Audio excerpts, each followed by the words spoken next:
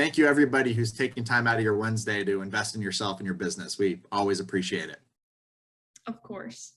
So today we are, as you've probably noticed, we're putting a big emphasis right now on developing your strategic partnerships, because now is the perfect time to do that. So not that you want to take away from your realtor relationships at all. Obviously, that's still a key part of your business, but developing those other strategic partnerships. So financial advisors specifically, we're going to focus on today.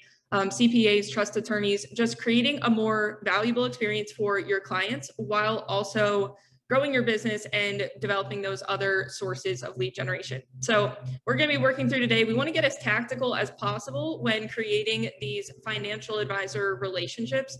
So we're going to be walking through the process and kind of how to start diving into those. So Danny, Absolutely.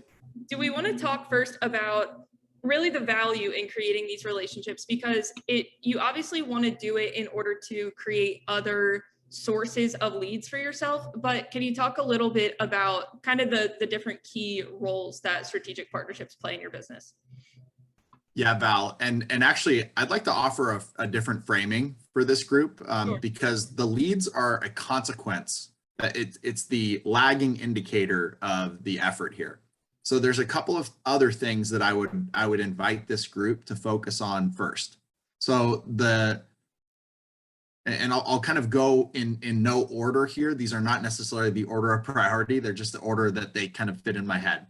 So the number one thing that I want to offer is that in order to be a modern mortgage professional, you need to be what my good friend Dave Savage calls the captain of the wealth team.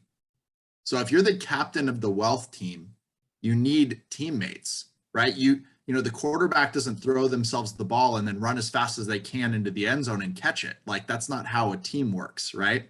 You need to have other players that are specialized on the field with you that can take the ball and run with it when it's outside of your area of expertise. So being able to understand who the other members of that wealth team are for your individual client, and then be able to show up as the hub of that wheel, right? And all of the other ancillary services of the spokes is what's going to allow you to add the most value. And so that's number one is, right, you need to build the team in order to be the captain of the team. Secondly, this allows you to diversify.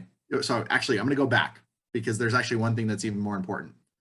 By becoming the captain of the wealth team, you become significantly more valuable to your client than just being a home loan provider or a real estate provider, right? Real estate services provider. You become somebody that can holistically look at the picture of what's going to be the right next step for them to generate wealth through real estate or create a legacy for their family, which is the Art of Homeownership promise.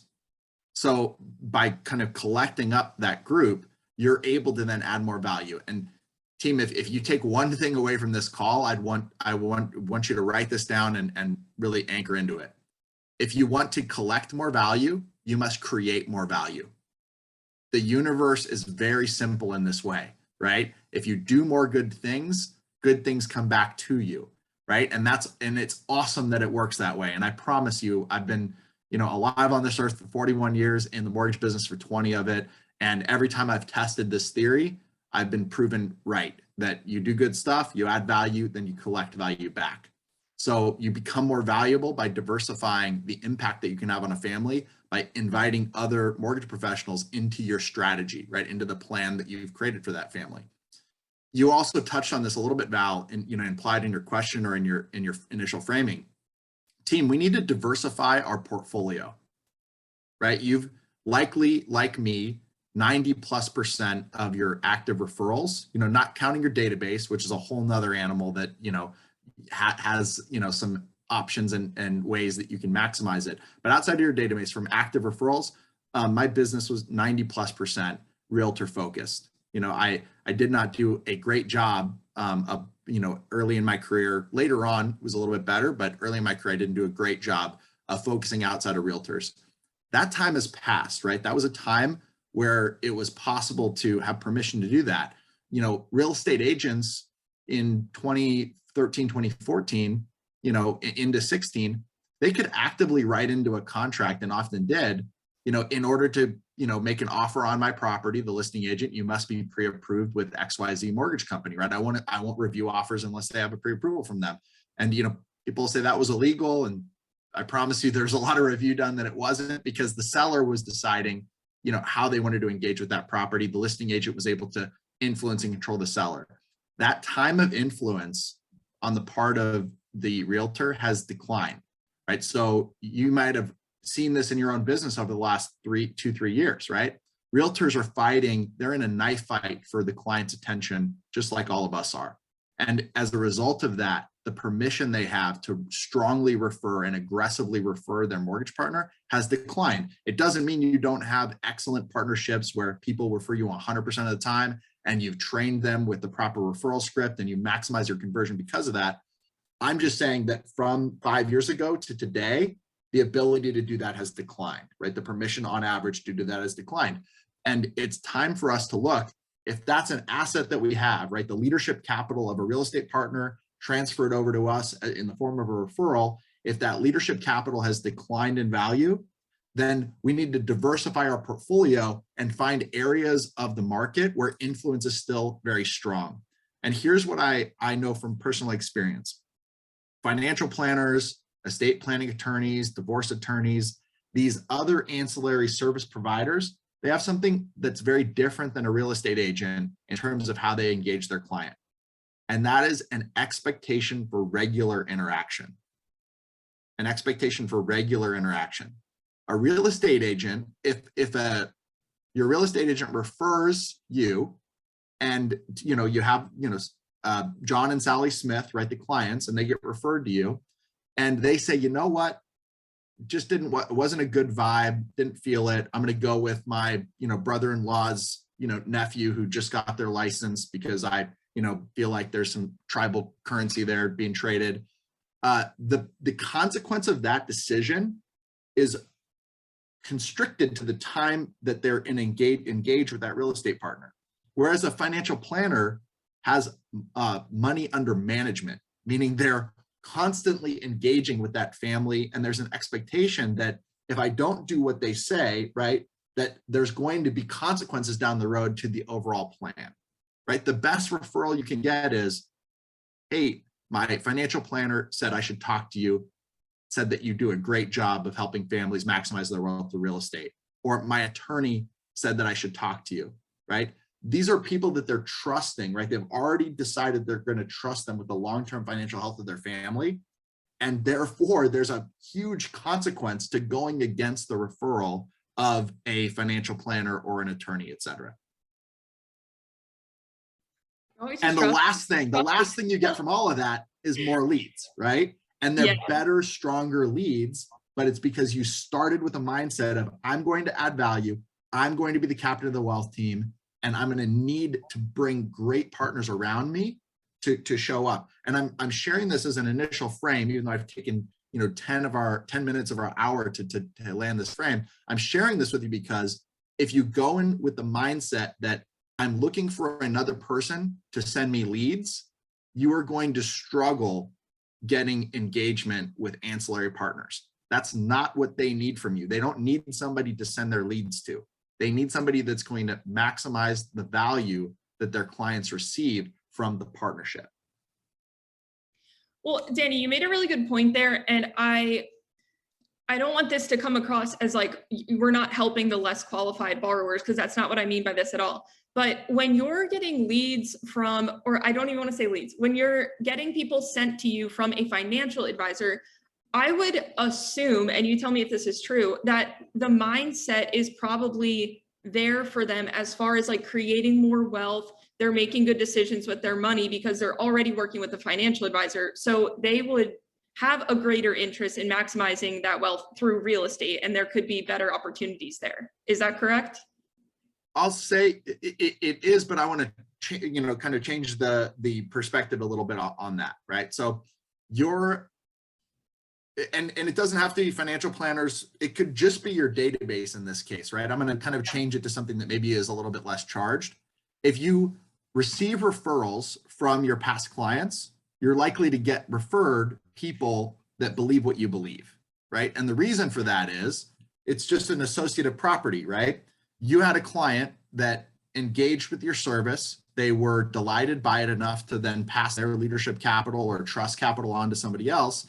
And it's likely that that person is somebody they recognize as also believing what you believe, or else they wouldn't feel comfortable making that introduction, right? And creating that triangle of trust between them, the prospect and you, right? So you have a huge advantage is that the network that you're creating is filtering for the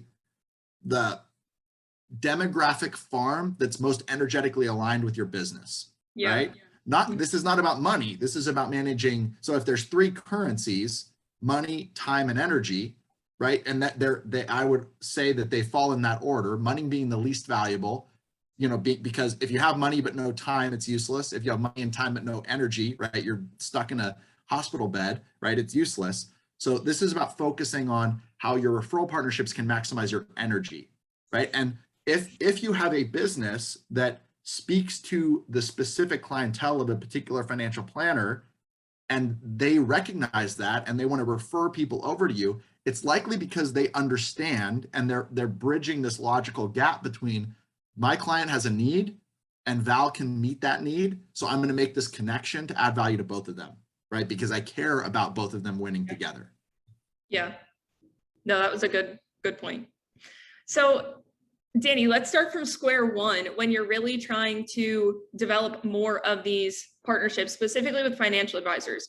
So where have you seen the most success with starting to develop these relationships? Would it be like asking your realtor partners that you already have those relationships with? Would it be in your local community and asking clients? Like, where do you really start from square one? So, I mean, this is going to sound really silly, but for this audience, I feel like, we have a good audience here to kind of receive this message. The best way to get deals is to have deals, right? Like starting from scratch. And I don't believe there's anybody on this call that's part of the Art of Homeownership community that's truly like on square one in their mortgage practice, right? Likely you're closing 4, 5, 6 deals a month at a minimum. I can see some of the names on this list are kind of having a little bit even more success than that. But the best place to start with this process is inside of your current pipeline, right? What I call captive audience marketing. Like get in touch and again, this is not about, hey, I want to connect because I want to create more leads. It's, I'm curious. I'm curious if my client has a financial planner.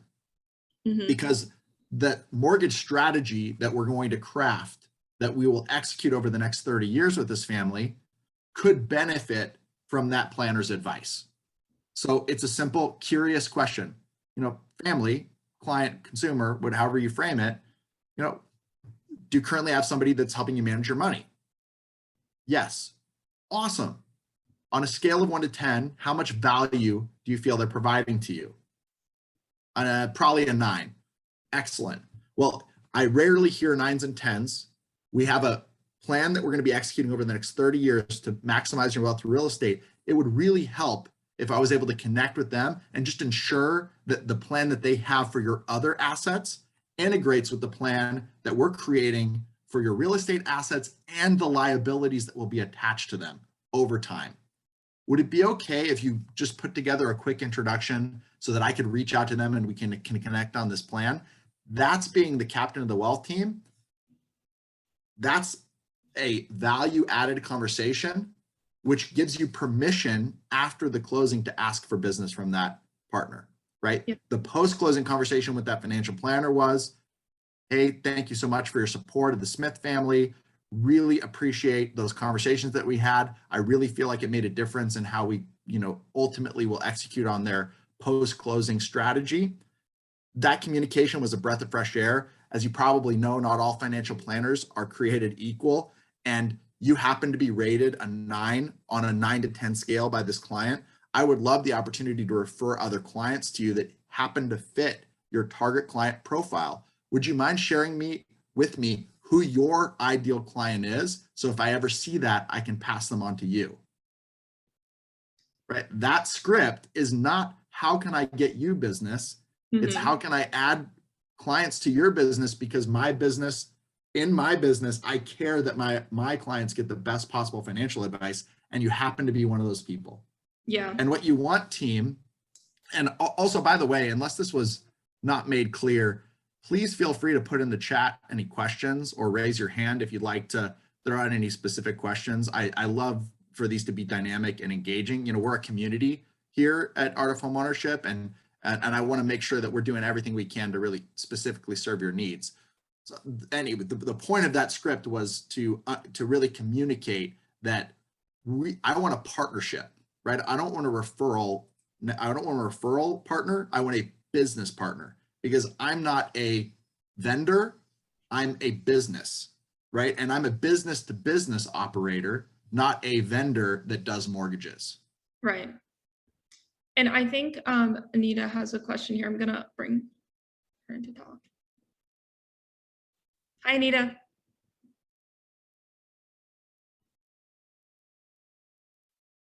I think she's unmuted. Can you hear us? Yeah, maybe she was just testing the hand raise.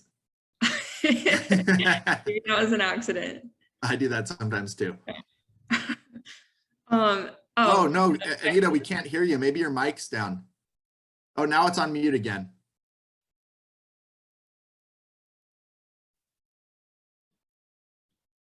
Technology is so good sometimes. Yeah. Anita, why don't you toss your question in the chat, because it sounds like you might have some mic challenges on your side. And certainly if you find the issue and you want to jump back on, I'm definitely happy to chat as well. While we wait for the tech to kind of come together, what other questions do you have, Val? Okay, so this was actually a question I was getting to, so we'll just address it now. So she's asking, what if we already have a financial advisor? So Danny, my question was going to be, how many, or if you have multiple financial advisor relationships, how do you really manage that? And how do you go about keeping all of those dynamic partnerships? And how do you really strategize with each of them? Okay, so you're likely going to want, and there's not a one size fits all answer to this, but I'll give you my answer, and you can test it. And certainly if you test it and find that you have a better practice, we'd love that feedback. Again, some of the best parts about the Art of Homeownership community is the collaboration and the sharing. So if you ever hear something that we share and you find a way to up level it or enhance it, please share it back with us. But my suggestion is you have three. You have one for entry investors, and there's a number of platforms that really cater to the initial investor. And I'm not just talking about like Robinhood or Mint.com that kind of helps with financial literacy. I'm talking about active agencies that help with families that are just kind of entering into the market. So you're going to want one of those for your first-time home buyers, individuals with fewer than $100,000 of assets. Then you're going to want one that kind of serves the middle of the road client, people that have, assets in their 401k, some assets in the market, but they're just not maximizing their portfolio, and they're not, getting the right advice as to how to properly leverage and properly diversify, and, and executing on strategies like tax loss harvesting and strategic rebalancing, which an active agency would do that for you. And those things are they're valuable for that middle of the road client, right? Because all those little marginal dollars that get added in to kind of preserve the portfolio, they compound over time, right? And that's, and in my experience with an advisor that focuses on having a fiduciary responsibility to their client and is a relatively low fee, that the impact of simple strategies like tax loss harvesting and strategic rebalancing is more than offsetting the fee that you pay the advisor, even for that middle of the road. And then having a high net worth financial planner, right? And it's likely to be a pyramid, right? You're gonna, depending on what your character of your business is, you might have a lot of first-time home buyers, probably bulk in the middle, and then your handful of high net worth people probably already have planners. But you might find that every once in a while they say, you know what, when I think about the value this person's providing, I'd probably rate them a 4. And if you have a high net worth individual that's rated a 4 and you have a strong referral partnership, that's a great opportunity to just say, well, I have somebody that's consistently rated a 10 by our clients. Are you open to an introduction just to see how their practice might be more in line with your needs than the firm that's currently being rated a 4 based on your personal assessment? So you don't want to have 20 planners, right? That's just too many mouths to feed. That doesn't mean that you can't have 20 planners that are referring you business, right? Because just know that there's two things that are happening here potentially, right? The first thing is the possibility of you referring back business to them, right? Like that's thing number one that clearly would add value. But for all of the planners that you engage with that you're not in a position to actively refer business to because they're not one of your 3, you can still be consistently adding value to their business. And a good friend of mine, Craig Strent, has a platform that he created that's designed specifically to kind of speak to acquiring and retaining financial planning relationships. And in his initial presentation, he makes it very clear that I'm not looking for this partnership where I'm going to get leads back to you. The value I will create for you and for your client base is that I'm going to unlock the active cash flow by taking strategic approaches with their debt management over time that then will become available for future investment. So my job is to manage assets and liabilities, or manage the liabilities on this side of the ledger, so that you then have more cash flow as the financial planner to generate additional future assets and income for that family. It has nothing to do with a referral partnership. And you could still have a very healthy relationship with that financial planner where both sides are winning in a huge way. Yeah, that's a great takeaway. I love that. And I think we had Tom put in the chat here. So he has multiple, I'm going to allow him to talk here. Tom said that he has multiple financial advisors that he works with. And I think going along the same lines as you were speaking to, Danny. Tom, do you want to share a little bit about your experience with your financial advisors? Yeah, I mean, exactly what Danny was kind of covering there. You're going to have middle of the road people, you're going to have high net worth people, and you got to know which financial advisor are which. You got to know that. So, if I have a lower net worth client or a first time home buyer, like Danny was saying, those are going to go to my lower net worth financial advisors. But I also kind of look at, like Danny was saying, also, you could have 20 financial advisors that are referring you business. Exactly. I'll echo what Danny's been saying here. Honestly, that's exactly how I do it. The more financial advisors you can meet with, it's just like realtors. The more that you can provide value and show them what we're doing here at NEO, is just going to add that much more value to you and to your business. Mm-hmm. And do you, from either of your perspectives, do you ever get pushback from financial advisors that it should be a lead for lead relationship and maybe it's just not a good fit? Or is that usually they're okay with that and that's still valuable to their business? I don't get much pushback there because, if I'm sending them leads, or if they're sending me leads, it's going to come back to them when they start investing in real estate and everything like that. So, Danny, would you agree? I don't get much pushback from financial advisors at all regarding referrals back and forth. Yeah, Tom, I agree with that, but let's just live in a universe where that did happen, right? Like, and let's talk through what that would look like and what to do about it. Yeah. Because just in case somebody's out there that this is happening to. So the first thing that I would offer, and this is kind of a, I was just about to say shitty, but I didn't want to say shitty. So, well, there you go. Big thing to say. If you get into that conversation, you already did something horribly wrong, right? Like you've already gotten, like, the best thing to do, team, is predict, preempt, prevent. I learned that from another good friend of mine, Renee Rodriguez. And that process involves exploring and future casting all the possible objections and things that could have kind of eventually cause friction in that relationship and address them up front. Hey, this is what our relationship will look like. I want to ask, right? You open with the script of what is your ideal client. They tell you, how would you like me to introduce that ideal client to you if I ever come across them? Excellent. Hey, just want to set expectations really well. Because of the way that our business is built, we don't actually get a lot of that type of client come across our desk that isn't already affiliated with a financial planner in our network. And one of the things that we are extremely committed to is if somebody is already in your network, we're never going to kind of refer them over. This is the same script you can use for a real estate agent that's saying that they want to get more referrals from you. Well, I would love to refer you, but most of the referrals that we get are from real estate agents. So it'd be really underhanded if we were referring you over those people, right? So you set the expectation really well up front that I appreciate you sharing what your ideal client is, what the script for referring you would look like. I just want to set that expectation up front that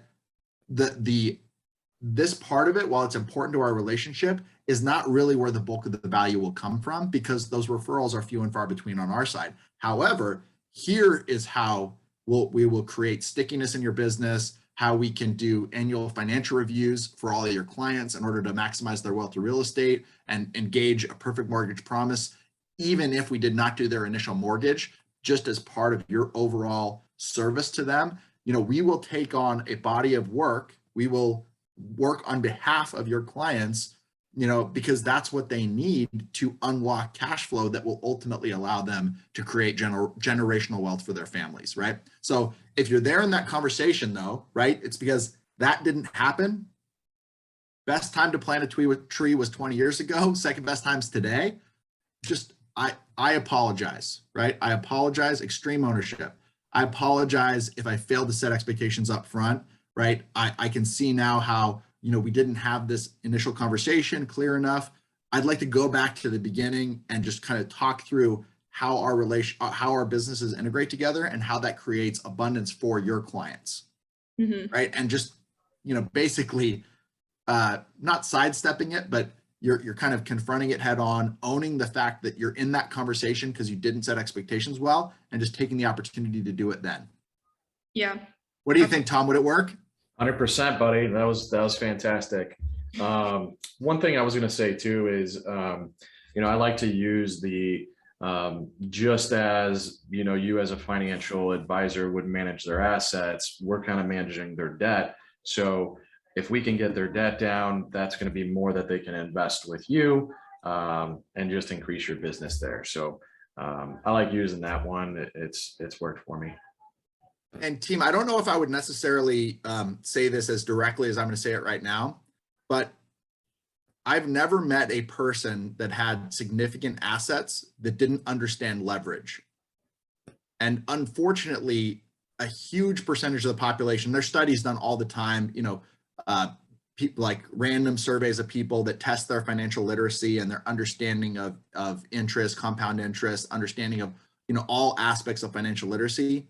Debt and leverage is one of the most misunderstood aspects of a person's financial health. And there are, platforms out there that leverage that as a strategy, right? They say debt is bad, own your home free and clear. Anybody on this call knows that that's a path to financial stability, but not financial freedom. And, the Art of Home Ownership mission is to improve communities through financial literacy and bring a understanding of debt and leverage to a consumer so that they can use it to their advantage, right? Einstein said that the eighth wonder of the world is compound interest, right? Those that understand it receive it, and those that don't pay it. And it's our job for our clients to make sure that they're one of the people that understand it. And the financial planners need their clients to understand debt, to understand leverage, because that is what's going to create the maximum amount of assets under management over time, right? Is for leverage and debt to be used wisely, not to finance jet skis, but to finance appreciating assets like real estate, so that then those future assets that accumulate passively can then be rolled in to the assets under management by that financial planner. Yeah. And be said. able to pay cash for that jet ski. Yeah, exactly. No offense to anybody that financed jet ski. We can talk offline. Tom, do you have anything else to add to that? You're like part of our panel now. I don't know. Not right now. Danny, I love how you speak in quotes, man. I wish I had those quotes lined up in my head like you do. That's one thing I got to work on. Next Yeah, time. just a lot of reading and a lot of talking to smart from people like Dave and Renee. Well, it's also from listening to Ryan Grant and reading his Facebook posts, I bet. Yeah, exactly. Well, thank you for your insight, Tom. We appreciate it. Well, thanks for letting me speak, Val. Yes. Okay, so on that, Danny, I want to bring it back around to, we talked about kind of where to find these relationships that are the best fit, the best mindset for aligning to your business. So once you get introduced to those financial advisors, I think it's important for us as the Art of Homeownership community to communicate the value that is different with being an Art of Homeownership professional. So where do you see that kind of presentation, or just like a session talking them through the value that you create for clients? Where do you see that fitting in with the relationship? So if you're working on one client together, where do you really say like, okay, let's sit down and talk about the value that I bring that's different? Okay, so I want to answer this in two ways, because I approached the previous answer with a very narrow answer, which is captive audience marketing is the answer. It's not the only answer, right? Mm-hmm. It's, in my experience, the best answer, because it gives you the greatest conduit to access, right? If you reach out to somebody and say, hey, I want to get coffee with you, and it's disconnected with an active transaction, you're much less likely to get engagement than you say, hey, John and Sally Smith are in the process of getting a mortgage. I want to communicate with you about the strategy post-closing that we feel will maximize their wealth over time. You know, would it be okay for me to get 30 minutes so that we can talk about how your plan fits with our plan, right? That's a different engagement strategy, and it's more likely to succeed. So I'll answer it in that context, and then I want to go pivot to, well, what if you're just proactively engaging with financial planners, which is another strategy and pillar that I highly recommend, but only after you've systematically exhausted your captive audience marketing strategy. So it is much better to show people what you do than to tell them what you do. So to answer your question, Val, when you're in the midst of a transaction, understanding what your workflow is, right? What your best practices are, and being able to communicate those to that potential referral partner, the financial planner, let's say in this case, you're saying you get the introduction to them because you're trying to create a strategy that is complementary to their strategy. So right away, you're different, right? Right away, you're setting yourself apart from all of the other lenders of their clients that have never done that before, right? So you're in a very narrow group of people already, right? And if the financial planner is a good person for your business, it's likely that they're going to be paying attention to that. That's going to create curiosity. Then you let them know your approach, your process for 30 days, and then your process for 30 years, right? So here's what we're going to do for 30 days. Here's how we're going to help your client, how they're going to be delighted by our process. And then post-closing, we're going to be engaging with them at this frequency. And we'd love to share back with you the results of those annual financial reviews, the results of our 6-month call. Would that be okay? So that we can keep in touch and make sure that we're always in lockstep executing the strategy. And then here's the tricky part, team. You have to do that, but you have to do it because you now have made a promise. And if you deliver on the promise consistently over time, but I had another one of these calls where I introduced the trust equation. Many of you have probably heard of it. I got introduced to it about maybe 5 or 6 years ago, where trust equals credibility plus reliability plus intimacy divided by self-orientation. The R is completely inside of our control, right? The reliability. So we say we're going to do something, then we do it, and trust is built as a result of that. So that's the way to, in my opinion, to really drill in with that partner, is to truly be engaged with them, truly be interested in being in partnership with them, and then following through on that, right? That's how you, over time, build a relationship that becomes so valuable to their business that they could never disconnect from you, right? Yeah. Because they're seeing so much benefit from the relationship, and you're winning and they're winning and the client's winning, right? Everyone's winning together. That's when referral partners are magic, right? And it doesn't matter if it's a real estate agent, financial planner, attorney, whatever. Like when everybody's winning, that's really the holy grail of a referral partnership. Mm-hmm. Let's call it a business partnership, not even a referral partnership. Yeah. So the other thing though that we didn't touch on is proactive, right? So this is kind of semi-reactive. You're being proactive in your approach, but it's reactive to transactions, right? Let's say you've mastered that, but now you have an appetite for financial planners that can't be satisfied by just your captive audience marketing. You want to go out and you're excited to be working with this group, right? There's two other strategies that I would offer. One is, these are like fundamental marketing and networking strategies from like 50 or maybe even 2000 years ago. I don't even know how long back these go. Ask the people that you like working with who else they know that would benefit from working with you. Meaning, talk to a financial planner and say, hey, I typically work with only about 6 or 12 or whatever your number is, financial planners. I recently had one that retired, and so I have a spot open on my team. I'd love to know if you have anybody in your office that you would introduce that could benefit from our services, right? So you're asking for an introduction from a trusted partner you already have, right? Again, this is dependent on you executing well on the captive audience marketing strategy. So you already have business, you already have partnerships, and you're just asking for another referral this is a business to business referral, right? You have a strong business partnership, you're asking for a new business to be referred to your business. The last thing is to be really intentional about getting entirely new relationships. What this would look like, team, is social media marketing, right? Communicating out into the world that you are a debt manager, communicating out into the world that you service financial planners, right? It involves, potentially cold calling. I know that's kind of a dirty word from 2020, 2021. Nobody ever wanted to do it, but here we now are in 2022. Maybe you have a little bit of free time on your hands where you can look up local financial planners and just actively reach out to them and ask if their clients are currently being served with an annual financial review or an annual debt review or an annual equity analysis. That's something that financial planners do not have in their toolkit right now, or that's not an arrow they have in their quiver or a club they have in their bag, whatever analogy you want to use.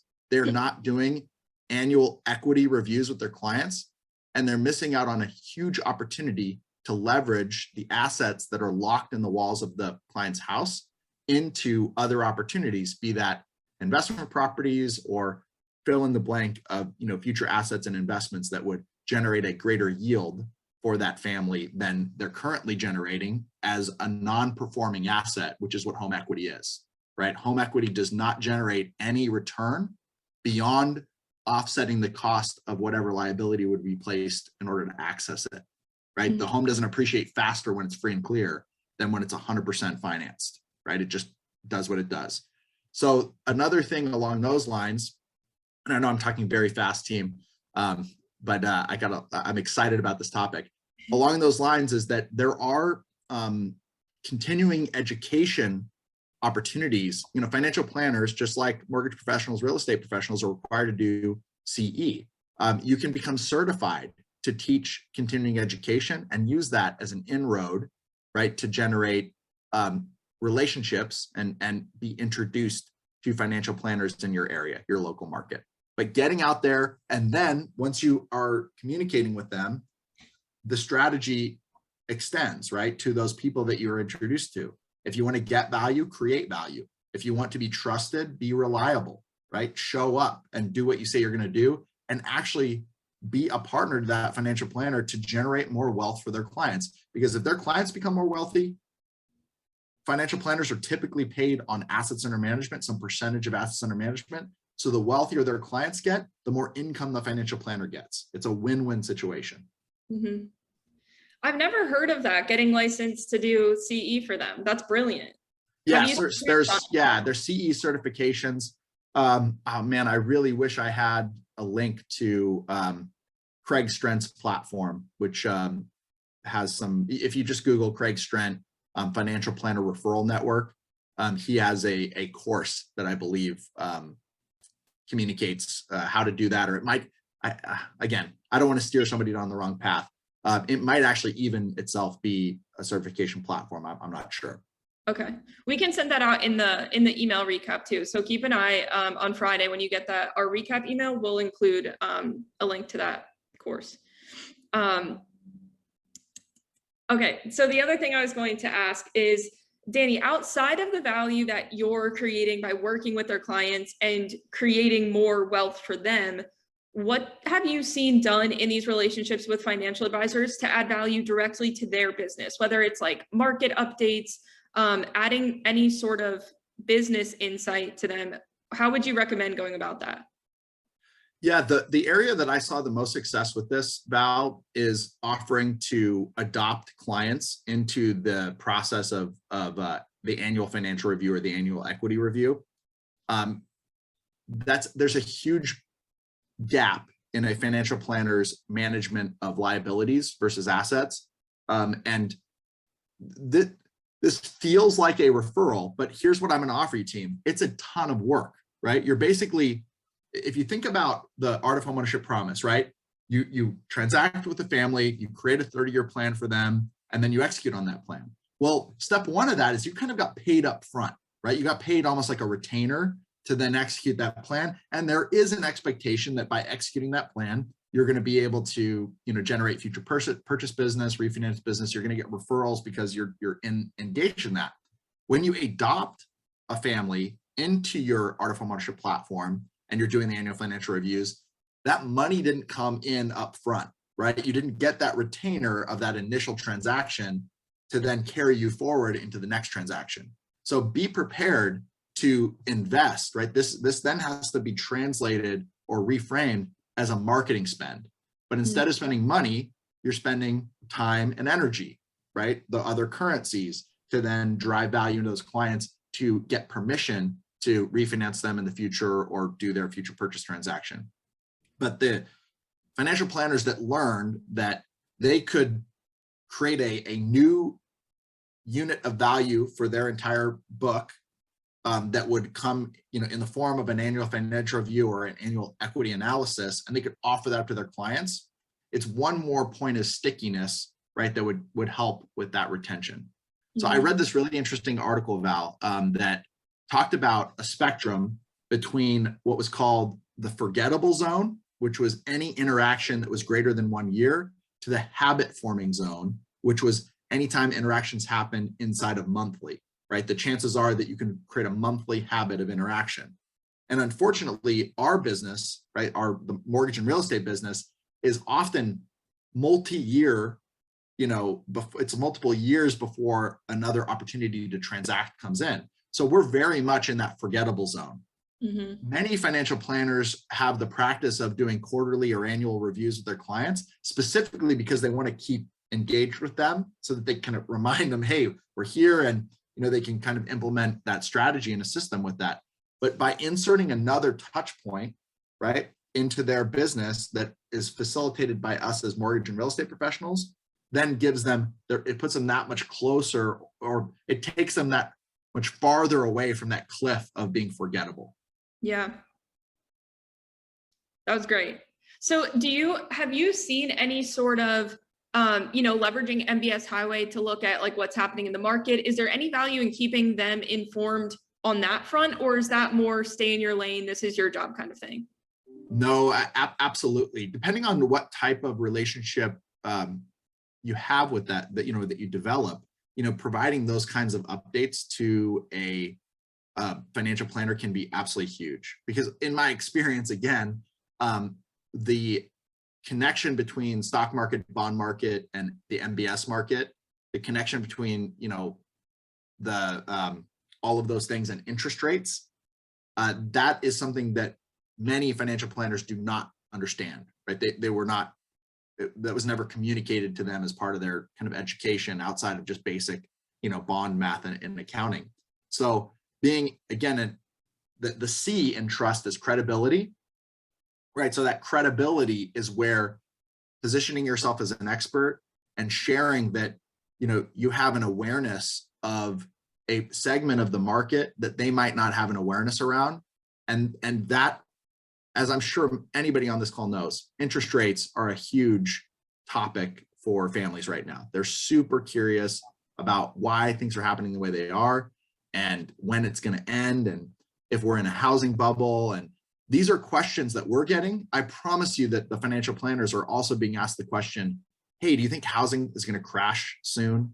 Right. Mhm. And this is where inviting your network, right, to let you know on a regular basis what questions they're getting about real estate and finance that you may be able to provide resources around, like frequently asked questions, responses to, could be a great way to, again, predict, preempt, prevent, Yeah. and ensure that you're, adding the most value. But yeah, the MBS stuff really kind of speaks to that C, the credibility side of trust.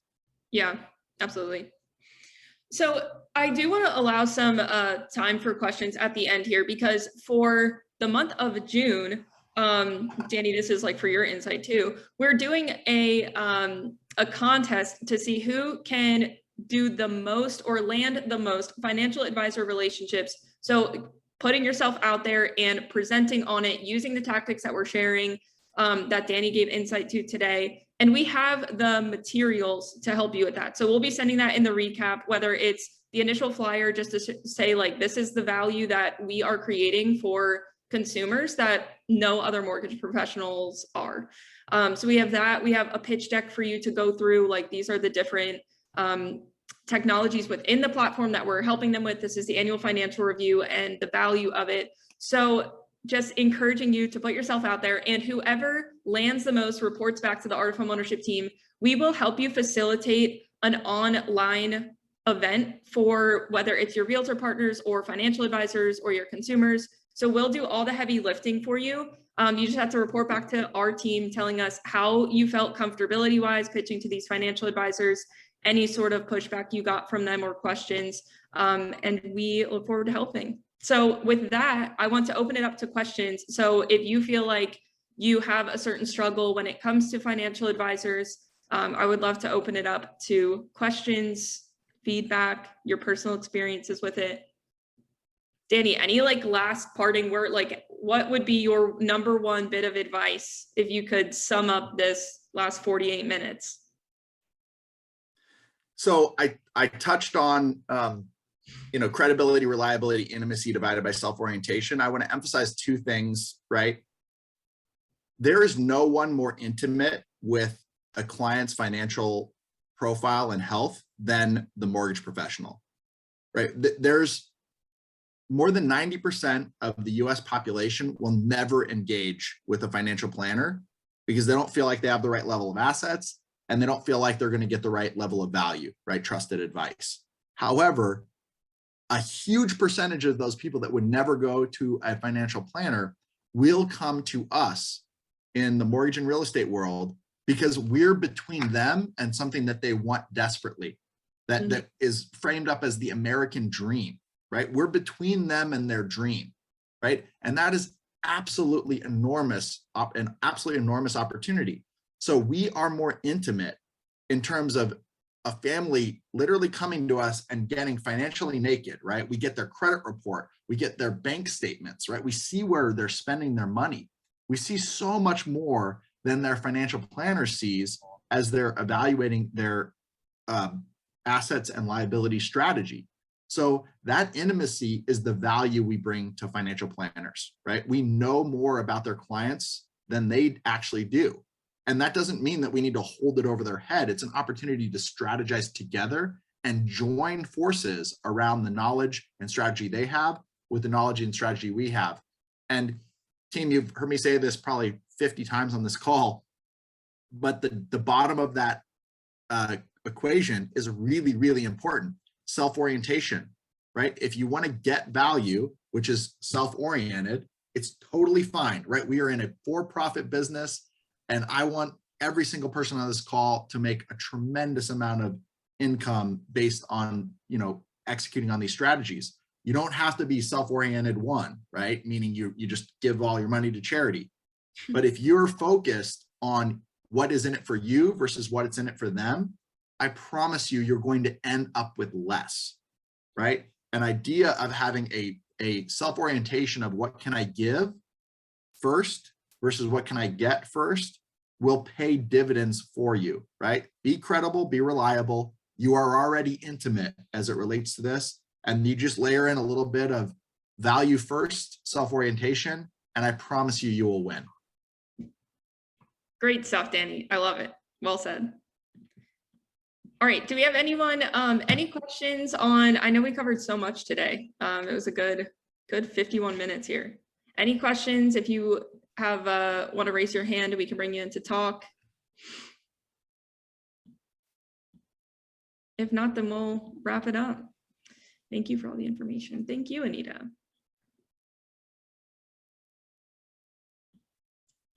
Awesome. What's up, Jared?